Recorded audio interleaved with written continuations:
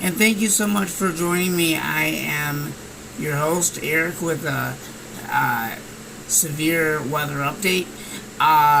Wind advisory is in effect for parts of Michigan, including our region as well.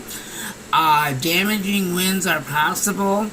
I just want to announce that this wind advisory goes into effect 10 p.m. Tuesday to Wednesday, 8 p.m.